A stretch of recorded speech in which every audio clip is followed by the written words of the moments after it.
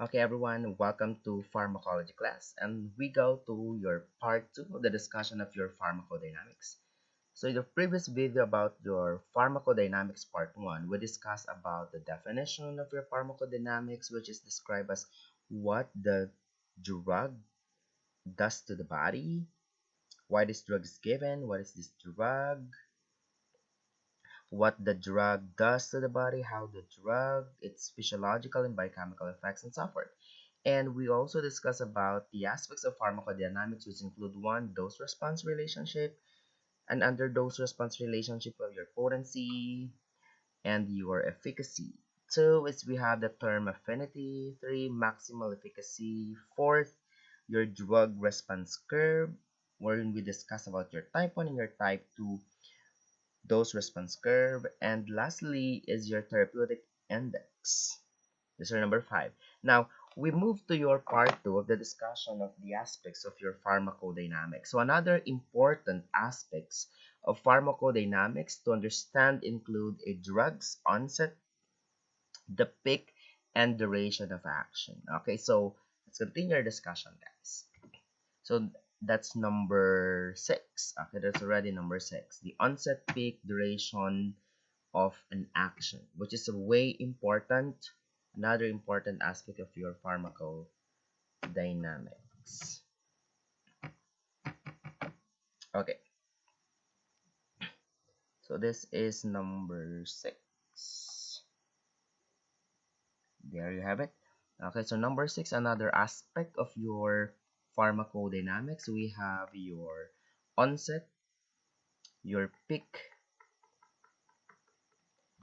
okay, and your duration, okay, and duration of action. And duration of action, duration of your action. Now, what is the difference between onset, peak, and duration of your action?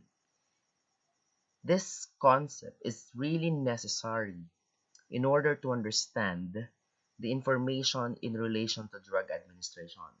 Some drugs produce effects in minutes, but others may take hours or days to take effect. If the drug plasma concentration is decreasing below the minimum effective concentration or your MEC, adequate drug dosing is not really achieved because it is actually decreasing to the minimum effective concentration.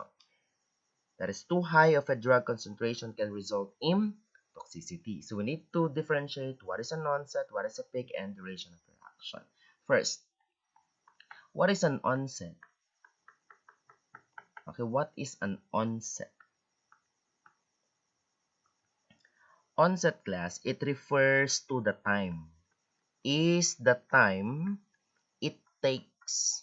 It is the time it takes for a drug.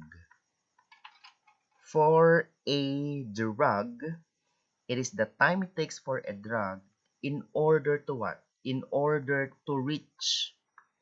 In order to reach the time it takes for a drug to reach the minimum.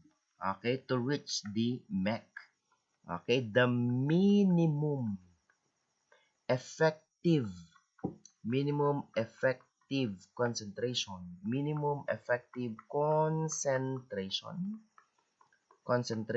after administration, after an administration. So that is the description for your onset. It is the time it takes to reach or achieve your MEC after your administration. So simply, your onset when the drug is when the drug first begins to act, okay, in the body. Yun yung tinatawag nating onset. When the drug first begins to act in the body. That is what we call your onset. How about, sir, your peak? We will illustrate it later, class. Okay, how about your peak of a particular drug? If we say peak, it occurs, okay, it occurs when? When it reach, okay, when it reach its highest concentration, in the blood. highest concentration in the blood. So what do you mean, sir, when it reach its highest concentration in the blood? So peak occur when it reaches its highest concentration in the blood. Onset is the time it takes for a drug to reach the minimum effective concentration of administration. So simply, an onset is when a drug first begins to act in the body. While peak, it only occurs when it reaches its highest concentration in the blood, meaning when the drug is exerting the maximum action. Okay? When the drug is exerting its maximum action. And what is the difference between peak, your onset, and your duration? What about your duration? Your onset, it refers when the drug first begins to act in the body. While your peak, it refers to what? It occurs when the drug is exerting its maximum action. When it reaches its maximum action. How about, sir, your duration? Duration is the length of time. It is actually the length of time. Length of time the drug exerts a therapeutic a therapeutic effect. A therapeutic effect. It is actually the length of time the drug remains in effect in the body. This, this is very important, class, to understand the concept of your onset, your peak, and duration. I'll repeat, it is necessary for us to understand as nurses in relation to drug administration. Because some drugs produces effect in minutes, but others may take hours or days. Like for example, you administered a particular drug, an insulin, to a diabetic patient, which is insulin obviously is used, as you know, is used to a diabetes mellitus. What is the onset of a particular rapid acting insulin, the intermediate acting insulin, and the long acting insulin? So we need to determine its onset, the peak, and duration. Why is it important, class, to know the onset, the peak, and duration of a particular drug? Because by simply knowing this concept, onset, peak, and duration, the nurse can determine, okay, when to intervene in a particular time. Okay?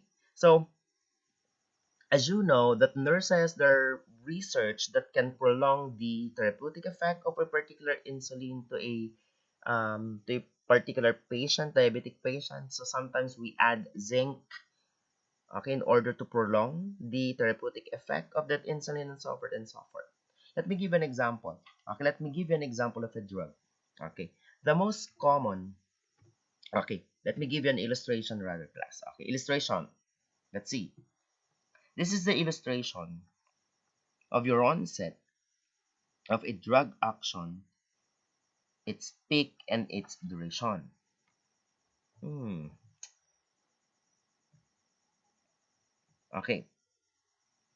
So what is again an onset of your action? So onset of action here, okay, starts from first begins from the administration of your drug. Okay, when the drug first begins to act in the body. So the onset of action is up to here. Okay, so when insulin is administered to a diabetic patient, and then it's already absorbed into the body, when the drug first begin to act in the body, so in this particular line, that is the onset of the action of a particular drug. Now, what is a peak level? If we say peak again, it occurs when it reaches its highest concentration. Okay, highest concentration in what? In the blood. Highest concentration in the blood. Meaning, when the drug is exerting its maximum action, you can say that the drug is a peak level. And then the duration of the action of a drug is the length of time when the drug exerts a therapeutic effect. So it refers to the length of time the drug remains in effect.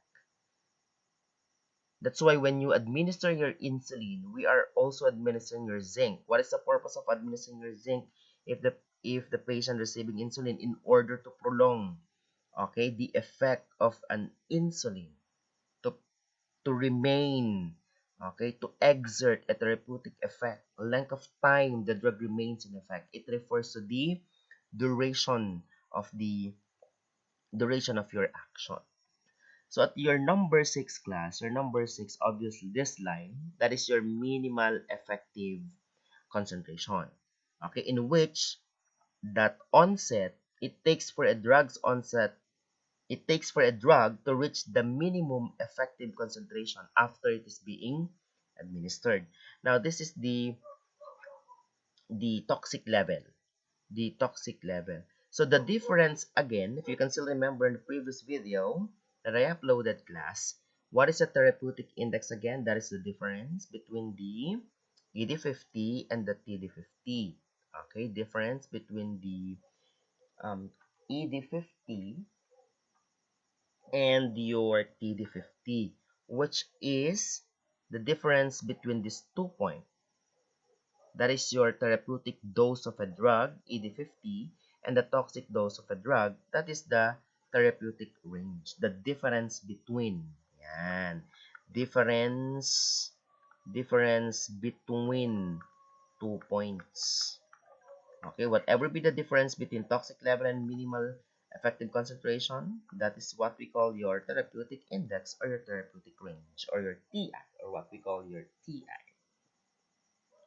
Okay, now let me give you class a classic example of your onset, your peak, why is it very important, why is it necessary for nurses to know this concept.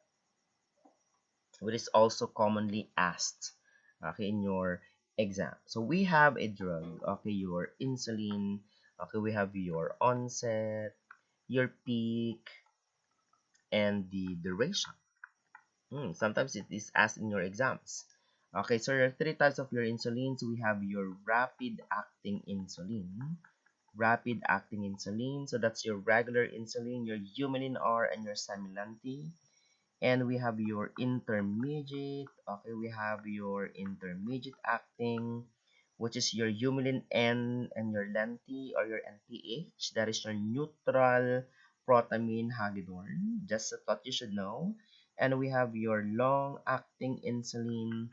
Okay, your long-acting insulin, that is your Humulin L. That's actually your ultralente or your protamine zinc insulin, as I've mentioned earlier.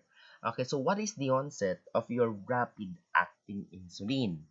Okay, why is this important? Because if you encounter this, okay, in your actual setting, this is very important. So the onset is 1 hour, the peak is 4 hours, and your 8. How to memorize? Again, the onset of your intermediate, the peak, duration, long-acting, peak, and duration of your long-acting, respectively. So it's very, very simple. You have to multiply it by what? By 2. By 2. By 2. Just bring it down. 1 times 2 is 2. 4 times 2 is 8. 8 times 2 is 16. How about here? Still times 2, multiplied by 2, multiplied by 2. So 2 times 2 multiply 2 times 2, that's 4. 8 times 2, that's 16. 16 times 2, that's 32. So that's it. That's very simple. Now, it's not simply about memorizing. Okay, the onset, the peak, the duration of the types of your insulin, your rapid, intermediate, and your long-acting. Be very careful, class.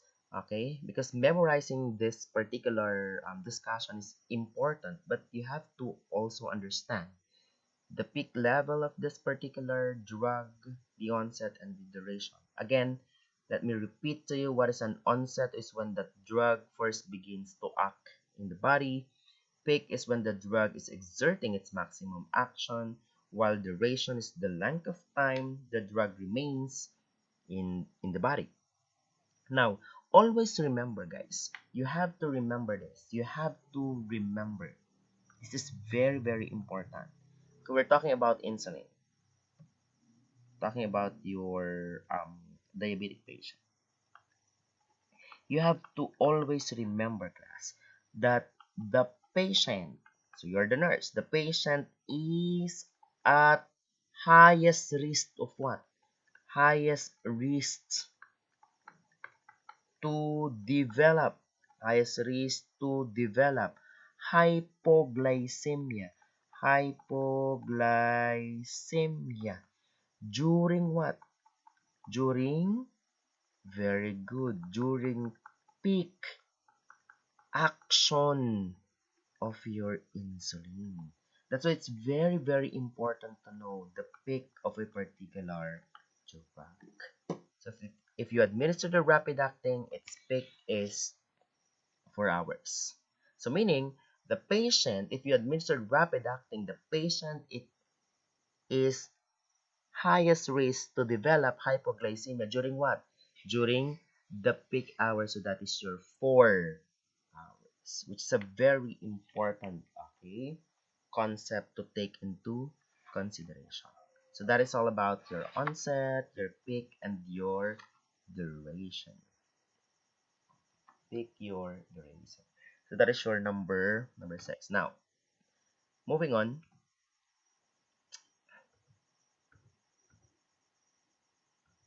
Okay, that's number 6. Okay, we another aspects of your pharmacodynamics. Still, we're discussing your aspects of your pharmacodynamics.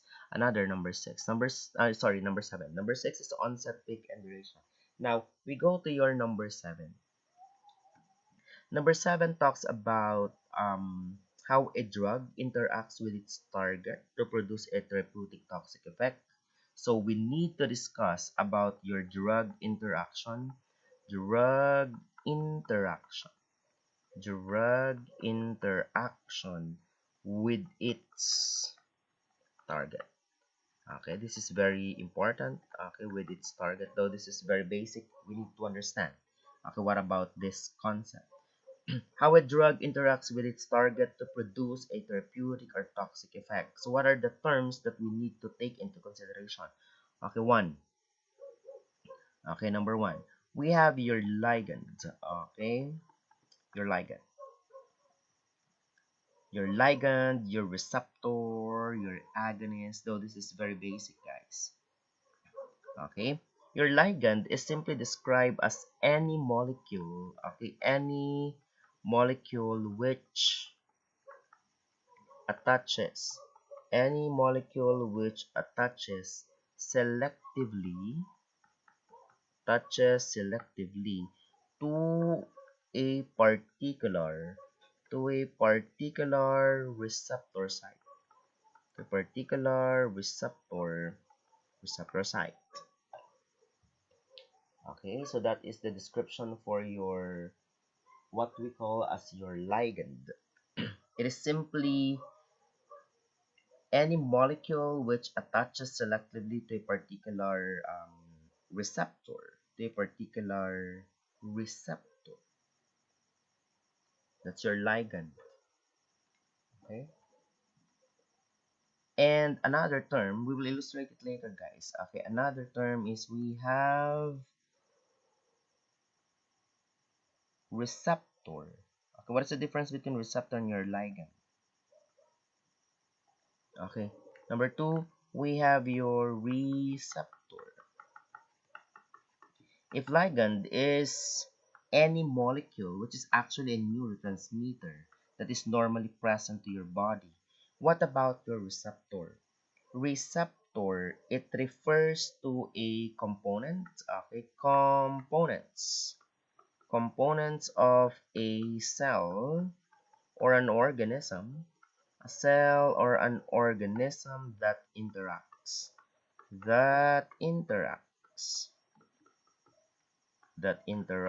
a drug. Okay, that interacts with a drug. Okay, so drug interaction involves your ligand, your receptor, agonists, antagonists, and so forth. So let's discuss first your ligand and your receptor. Ligand is any molecule which attaches selectively to a particular receptor site. So this molecule, it could be a particular neurotransmitter. It's naturally occurring in the body. Neurotransmitter like epinephrine, or also known as adrenaline, it binds, of course, to adrenergic receptors. Estrogen binds to estrogen receptor, like the concept by analogy of lock and key. And if that particular ligand, okay, bind to any component of a cell, and then they will interact with with a particular drug, and then something happens, it will create a particular happenings. And that's how a in drug interaction with the target occurs. Let me illustrate, guys. Okay, so obviously this is a ligand there. So again, ligand again is naturally occurring in the body, such as your neurotransmitter, like your epinephrine. When epinephrine or your adrenaline, it should be binding to your normally adrenergic receptors. Another example is that your estrogen binds to your estrogen receptor, bind to your estrogen receptor. Yeah. Okay. So imagine this is an estrogen. This is a neurotransmitter, your epinephrine. This is a ligand. And then it binds a particular receptor, which receptor again is described as any component of a cell and organism that interacts with the drug. Now, when ligand binds to a particular receptor, it will produce a particular response. It will produce a particular response. So that's the drug interaction. Now, in a regular life, your testosterone, okay, testosterone, obviously that's a male hormone, okay, it will bind. So imagine this is a testosterone. It will bind to a particular, okay, receptor, which is it will bind to what? Into an androgen receptor. And the site of action, let's say, site of your action is your mustache, your upper lip rather, sorry. Site of your action is your upper lip. What would be the response? That is a testosterone. Obviously, that's a male hormone. It will bind to an androgen receptor. The site of your action would be your upper lip, and then it bind into your androgen receptor to your hair follicle, and then you grow your mustache. As simple as that. Grow your mustache. That's how a ligand binds to a particular receptor. It's basic. It's actually under your anatomy and physiology during your first year. Now, going back to the drug interacts with its target in order to produce a therapeutic or toxic effect aside from ligand and your receptor. Okay, we should know also the difference between an agonist and your antagonist. Okay, also includes in number 7, number 3. Number 1 is ligand, right? Number 2 is your receptor. Number 3 is your agonist. Okay, what is an agonist? Agonist, okay, are that activate. Drugs that activate receptors, that will activate receptors and it will produce a desired response. Take note of that. Drugs that activate. Agonist is a drug that activate receptors to produce a therapeutic or a desired response. So this is an agent which activates a receptor to produce an effect similar to that of the physiological signal molecule. So it mimics your physiological signal molecule, same type of response as the endogenous substance. Endogenous substance that's the neurotransmitter. Internally occurring in the body, it mimics the induction reaction. It mimics the action of the original ligand on the receptor, such as your norepinephrine and B1 receptor of the heart, to produce, take note of that class, to produce a desired response. response. It mimics the action of the original ligand to produce a physiological signal, okay, on the receptor, such as a norepinephrine on B1 receptor of the heart. So an agonist is divided into three subcategories. We have your full agonist, and we have your partial agonist, and we have your inverse agonist. I would say full agonist, it can produce, obviously from its term, it can produce 100% of its desired effect. Can produce 100% of its desired effect. While your partial, it cannot, obviously, it cannot produce 100%. Okay, obviously of its therapeutic or of its desired effect. So in partial agonists, guys, drugs, it can attach and it will elicit only a small response. There's a response, but what kind of response? It's only a small, okay, response.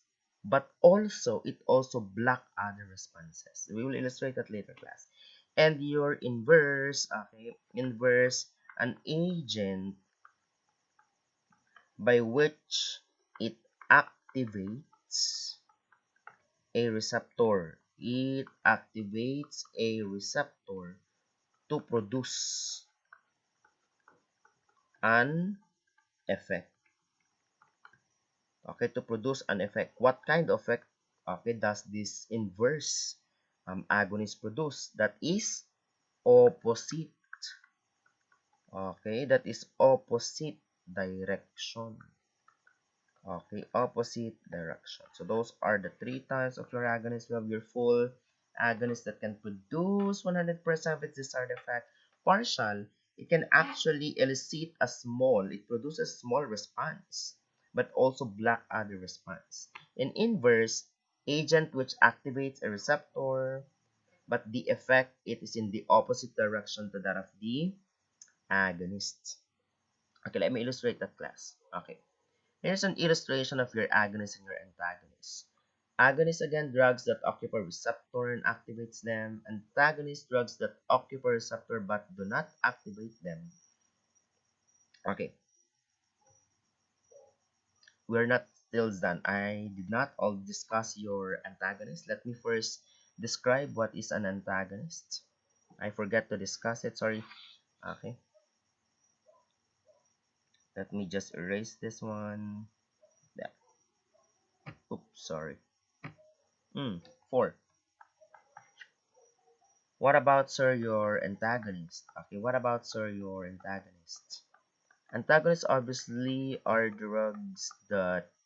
prevent receptor activation and block a response. It will block a particular response. So that is a molecule that opposes the effect of the endogenous agonist, or your endogenous agonist rather. It is a molecule that opposes the effect of a neurotransmitter. It inhibits, it's the correct term, inhibits the normal function of the neurotransmitter. So it blocks, okay, a particular response.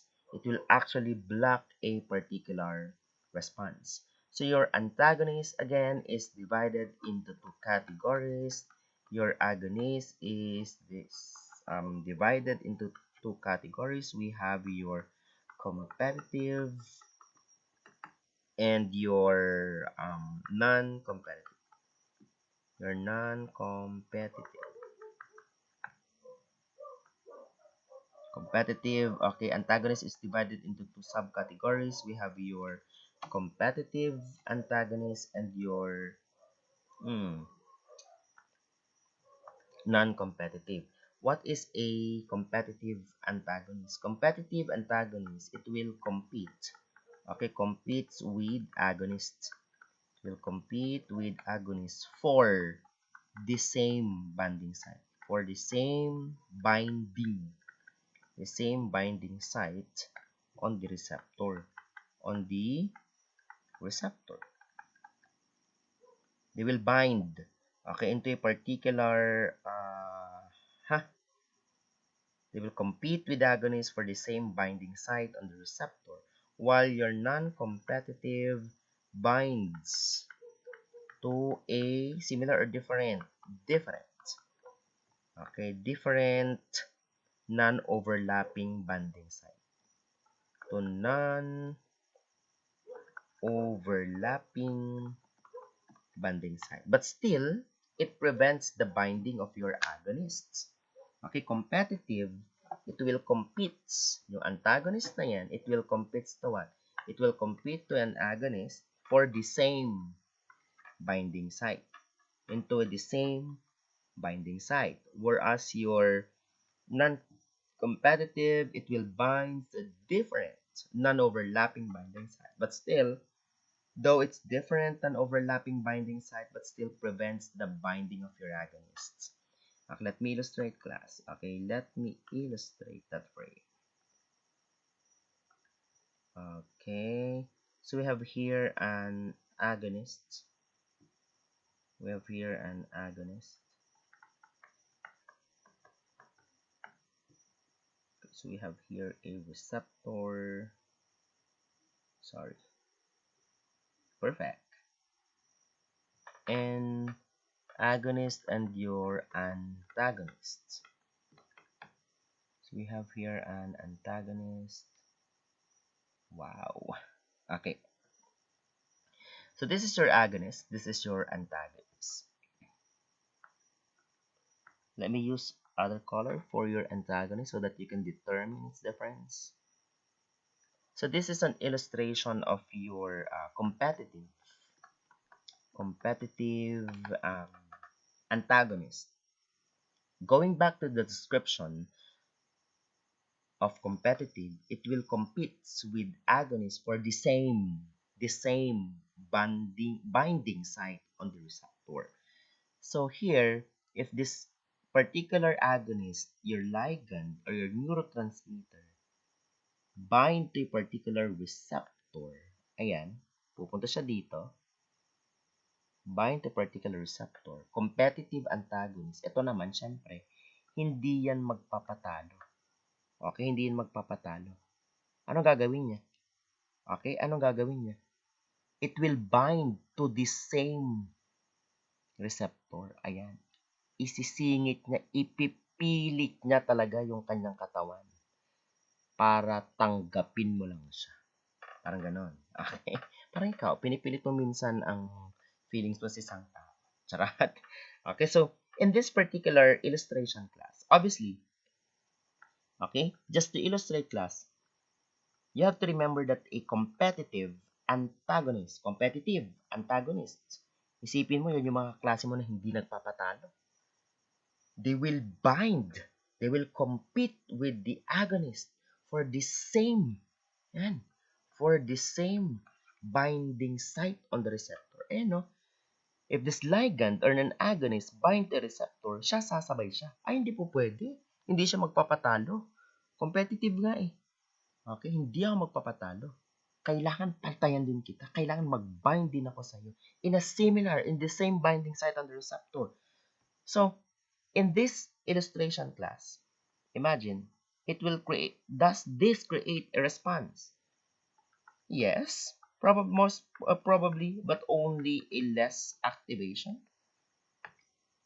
This is an illustration wherein the agonist is trying to bind, and then this, okay, agonist is trying to bind, and antagonist is getting their way, inhibiting the binding. Yan, parang ikaw minsan pinagsisiksikan mo yung sarili mo sa kanya. Yun yung competitive. How about, sir, your non-competitive versus your non-competitive? How about your non-competitive antagonist? A non-competitive antagonist, you have to look at the difference. Importante yung difference ng dalawa. Okay? So we have here, again, an agonist. We have here a particular receptor. Perfect. And then we have a contrabida, an antagonist. Perfect. We have here an antagonist, same illustration class, antagonist. And we have here an agonist. Yeah. So here, the agonist is trying to bind.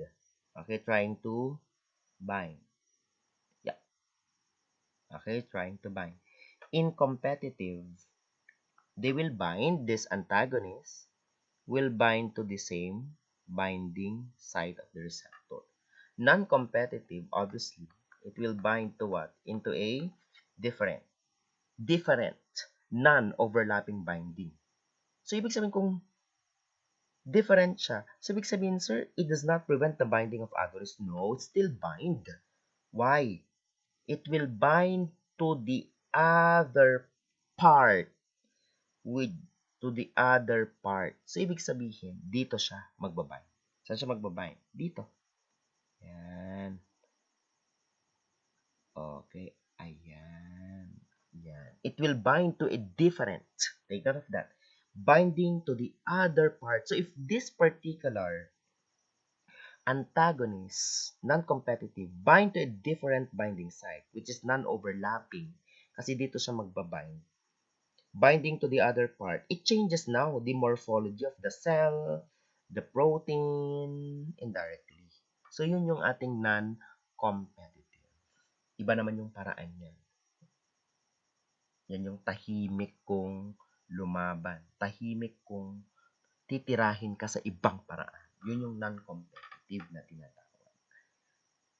Okay? So, obviously, here, this will create a response. It will create a response, but more of a less activation, not a full activation, because there's an involvement of your antagonists, not only an agonist. Now, let me take you back to the illustration of here, agonist and your antagonist.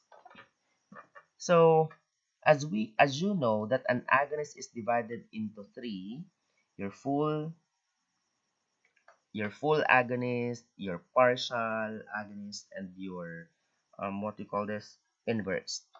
So here is an example of your agonist, a ligand. It will bind the receptor, similar to that of the by analogy, your lock and key. Ayan. Imagine nyo class yung imagine nyo yung try to imagine yung laruan ng bata, yung binubuo-buo, yung may butas-butas. Nai-imagine nyo ba? Yung kapag bilog yung butas, tas bilog yung ilalagay mo, full activation yon. Pero kapag bilog yun, tas nilagay mo yung diamond, may activation, kaso nga lang, less activation. Okay? Ito yung drawing natin kanina. In this particular example class, this is the receptor site. Ito yung ligand natin, which is an agonist alone. Kapag yan yung shape na ipapasok mo dyan, full activation. That's 100%. So, that's full agonist. Whereas, kapag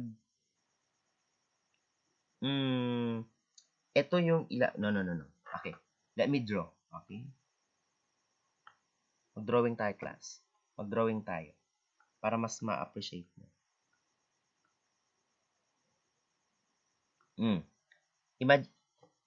Nai-imagine nyo ba, class? Imagine nyo yung laruan ng bata. Okay? Imagine nyo yung laruan ng bata. Okay. Let me give you an example, class. Let me show you an example.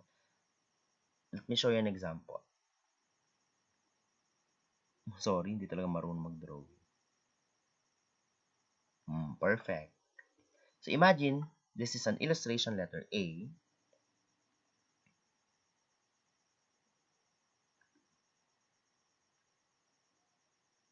Illustration B.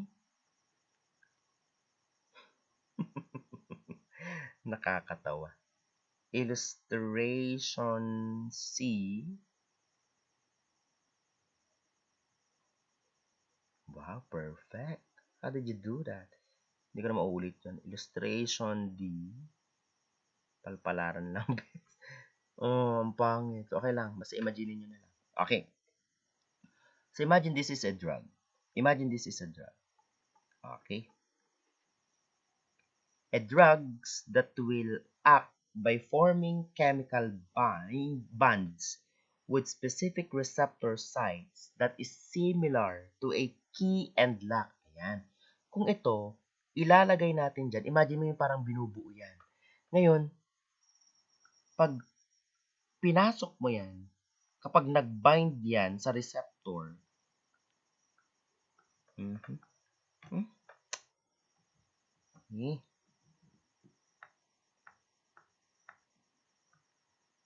yan. Ito, pag ito class, yung drug na yan, pumasok yan sa isang receptor at saktong-sakto siya. Ayan. Perfect. Fit na fit. Imagine your key and lock na concept natin. If it's perfectly fit, okay? Pag perfectly fit yan, pag perfectly fit, A, drugs act by forming chemical bonds with specific receptor sites similar to key and lock. Ayan. Yan yung ating tinatawag na illustration letter A. Now, we go to your illustration letter B. If it is perfectly fit, okay, this ligand perfectly fit.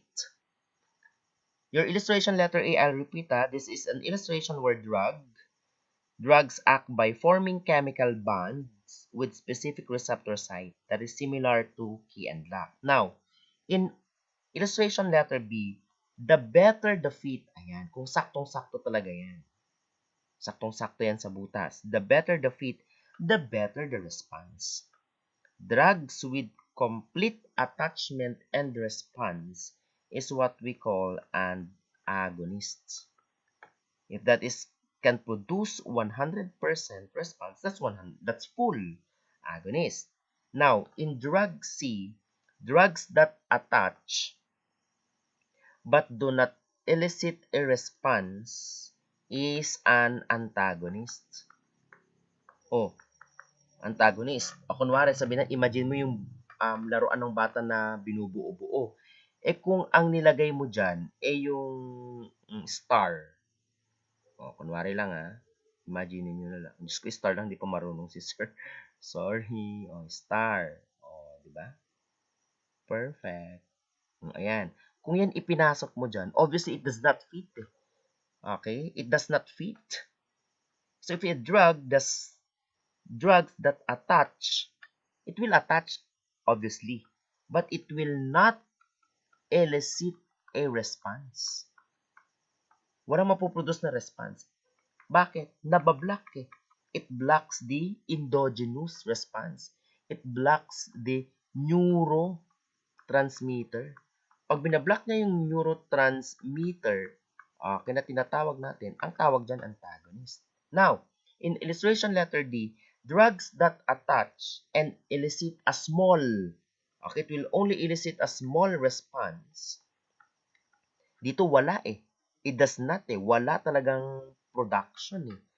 Okay, hindi niya na-achieve yung response dito. It will only create a small response. But also, since it is a small response, it blocks other responses. Small responses blocks other responses. It does not fit. Unlike dito, pag perfect yan na fit niya, pasok na pasok yan sa butas natin, it fit, like key and lock po natin, that's agonists. It can produce 100%, that's full agonist. Pero pag ito yung shape na papasok dyan sa bilog na yan, it will never elicit a response. It will block a neurotransmitter, and that is what we call antagonist. Ngayon naman, for example, paano kapag, let's say for instance, ito, mukha siyang bilog, pero hindi siya bilog. May konting ganyan. Tapos, ipapasok mo yan. Pag pinasok mo yan, class, it will only create a small response. Compare dito, full response. So, sabihin, there's a small response, you elicit a small response, pero pinablock pa rin yung other response. Ang tawag dyan, class, ay partial agonist. There's a response, kaso nga lang, it does not produce 100% response. Okay? So that is the illustration for what we call as your how a drug interacts with its target to produce a therapeutic or produce its toxic effect na tinatawag po natin. Okay, toxic effect na tinatawag natin. So, full agonist has its intrinsic activity of 100%. Your partial is between 50 to 75. An antagonist has an intrinsic activity of what? Of a 0. Why 0? It blocks, obviously, the response. Let me illustrate. Let me draw a particular graph. Let me draw a particular graph for that discussion. So we have here, okay, perfect. We have here a drug, and then we have here a responses. Responses. Okay, so we have 100, we have 75, 50, 25, 0, negative 25, negative 50.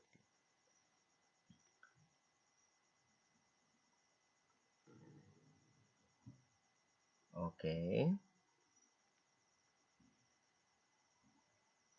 Okay.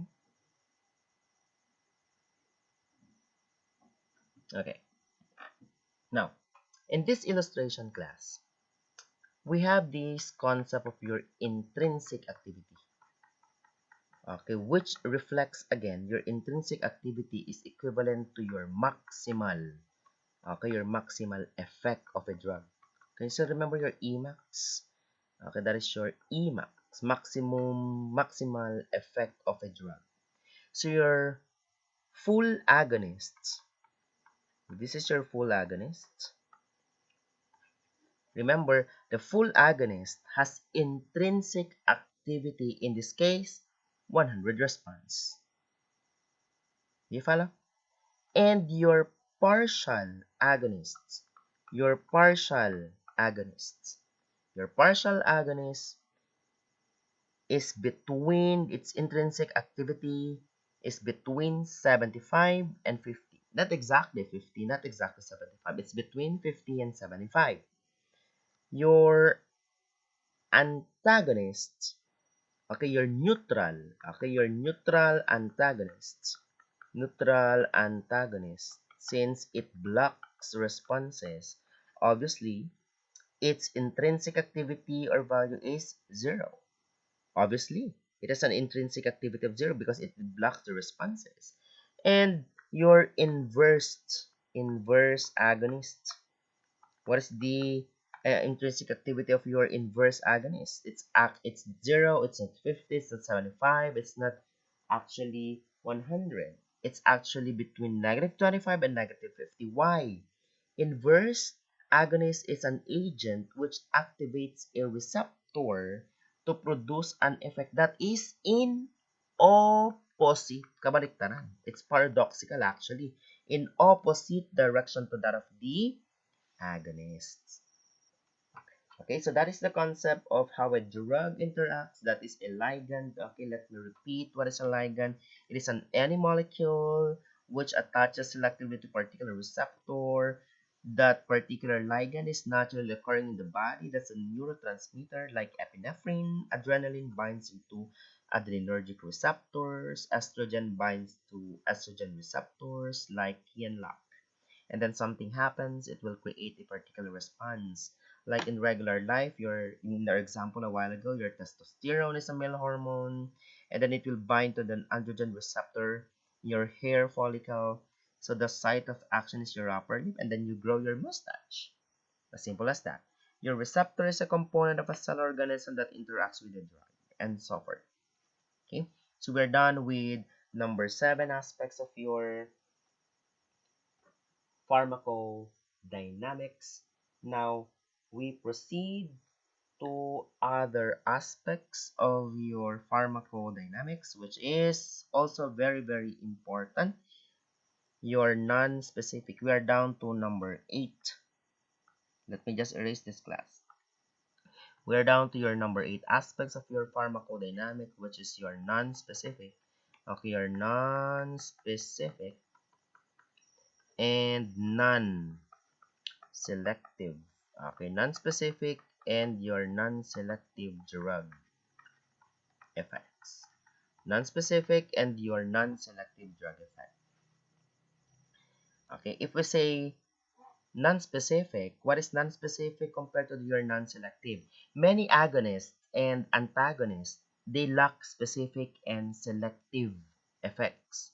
So your receptors produce a variety of physiologic response depending on where the receptor is located. So let me first discuss what is non-specific. Okay, what is non-specific? Okay, non-specific is actually drugs that affects multiple receptor sites. It affects multiple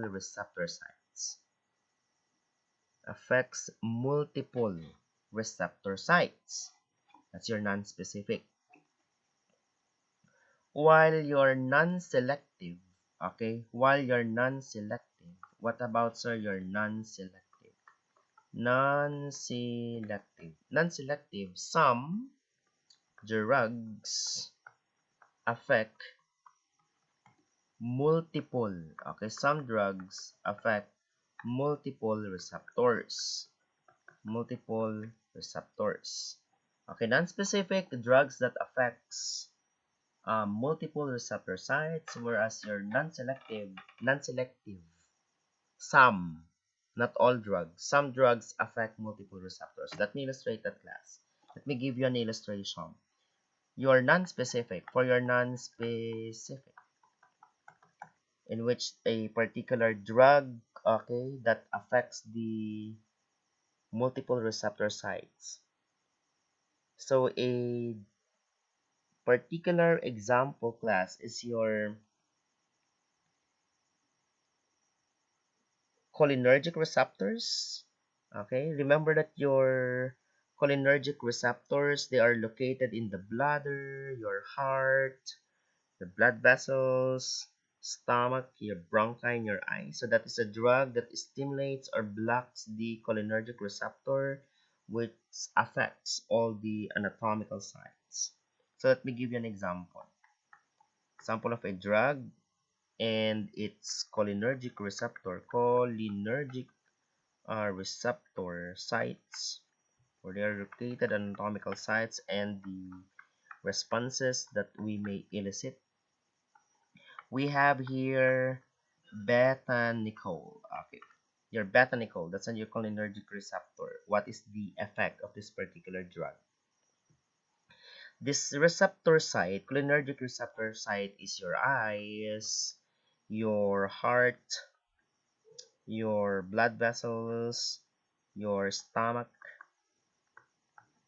your bronchus or your bronchi, and your bladder.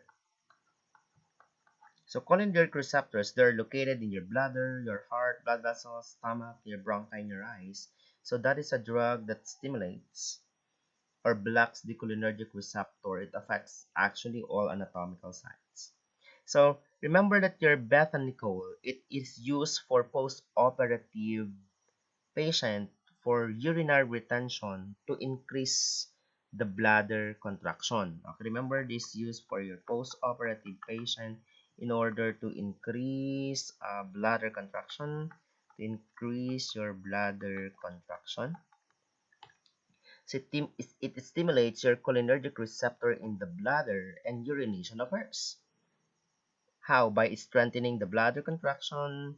Okay, however, botanical is non-specific because other cholinergic sites are also affected. Other cholinergic sites are also affected. I'll repeat. You have a post-operative patient. So there's a doctor's order betanicol. So what is the use of your betanicol? It increases the bladder contraction. How? It stimulates your cholinergic receptor in the bladder. And then if it stimulates the receptor in the bladder, urination occurs. So it strengthens the bladder contraction. However, the drug betanicol is non-specific. It is actually non-specific. In what sense that it is non-specific? Non-specific. It does not only stimulate your bladder, it also stimulates other cholinergic sites. They're also affected, such as your eyes. So what will happen? So your pupil will constrict. Your heart, it will decrease your heart rate. Your blood vessels, it will decrease your blood pressure. How about your stomach? It will increase its gastric secretion. How about your bronchi? It will constrict your bronchioles. Your bladder, it will increase your bladder contraction. Yes, that is non-specific. So if botanical is administered, it is not only specific, it does not only stimulate your bladder. It does not only stimulate the receptor in the bladder. Kaya siya non-specific. Hindi lang bladder ang ini-stimulate niya. But others are being stimulated, such as your eyes, your heart, the blood vessels, your stomach, your bronchi, and your bladder. So that is a good example for your non-specific. How about your non-selective drug? Okay, how about your non-selective drugs? Okay, so we have here an illustration, your drug, your receptor, then the sites and the different responses that we can elicit. Okay, let me give an example. Your adrenaline, or also known as your epinephrine. Okay, your epinephrine. Your epinephrine class, non-selective. It does not only select. Okay, some drugs affect multiple receptor also. So we have here an example, your epinephrine, which is used for treatment, obviously, of your severe asthma, severe asthma exacerbation, or treatment used for treatment of anaphylaxis. So they acts to what? Epinephrine acts on your alpha 1. Okay? It does not only act to alpha 1, it also acts to beta 1 and also your beta 2. So the site rather, of receptor alpha 1 is under your blood vessels. Your beta 1 is in your heart, and your beta 2 is your bronchus, which is also again in your anatomy. You have to remember this, class. The site for receptor alpha 1 is your blood vessels. Your site for your receptor beta 1 is your heart. Your bronchus to your beta 2. So what will happen? What would be the response? It will increase its blood pressure. Heart beta 1 increase its heart rate, and bronchus, they will relax your bronchus. So that is a good example of your non-selective drug.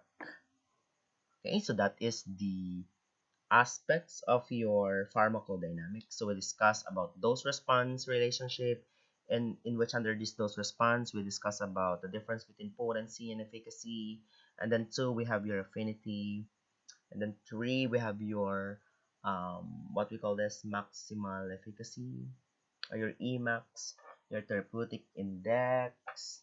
What else we discuss about the aspects of your pharmacodynamics, your drug response curve, and then we have your therapeutic index, and then followed by the interaction of a drug with its target in order to produce therapeutic and toxic effects. We discuss about the concept of your ligand, your receptor, your agonist, and your antagonist. And then we have your non-specific and your non-selective drug effects. So those are the aspects of your pharmacodynamics that you should know of.